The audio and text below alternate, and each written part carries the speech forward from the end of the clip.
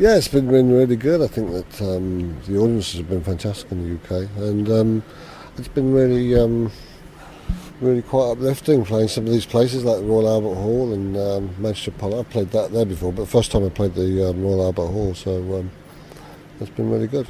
And of course, I guess the attraction for a lot of Yes fans is this playing the three classic albums in their entirety, Close to the Edge, Yes album, Going for the One. It's a great concept. Yeah, I think that the fact that we played them in the specific order that they are on the actual vinyl itself shows really what kind of work went into those albums. You know how they were paced, and the experience that people had when they went out and bought that vinyl and they listened to them in their entirety. And I think that's it's not like it is now where you just download one song from an album. You listen to those things as albums in their entirety, and I think that's what really makes it interesting. And obviously some epic pieces in there, like Close to the Edge, like Awaken as Close well. to the And Edge, for you, yeah. the opening for Awaken, I guess, like great. I mean, the opening for Awaken, yeah. I mean, I've got this set up here. I've got a very, very complicated organ patch here, which is the middle section, which is I'll just put this here like that. So this is all the highs for the fluty organs there. And then big organ. Those big sort of pipey organ sounds. I spent quite a lot of time trying to get as close to some of the original stuff as possible, sound-wise. For instance, like the Moog part in And You and I.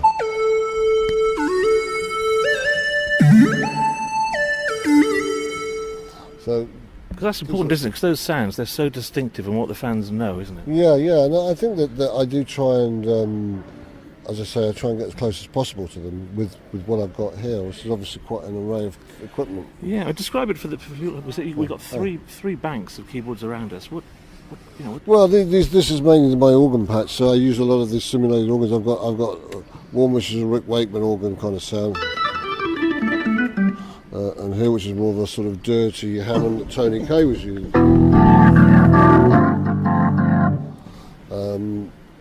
And these I use for some of the pads, and this is mainly my piano module. So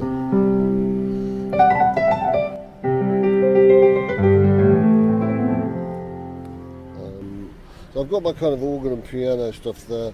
I use the two computers for simulation of a lot of the early analog stuff like Mellotrons and Fender Rhodes and electric pianos, that kind of thing. So for instance in this song.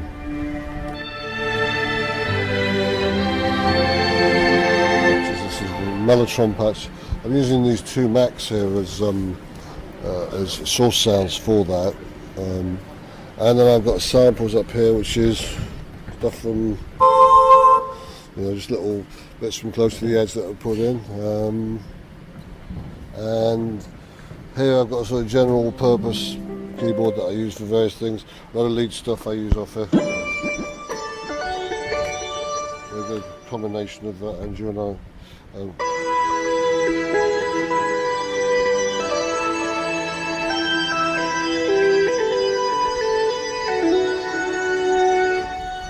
It brings it all back, does it? It does, doesn't it? It's fantastic stuff. Use this for a lot of the lead lines as well, which is quite a new keyboard. This actually has only been out about a year or so ago.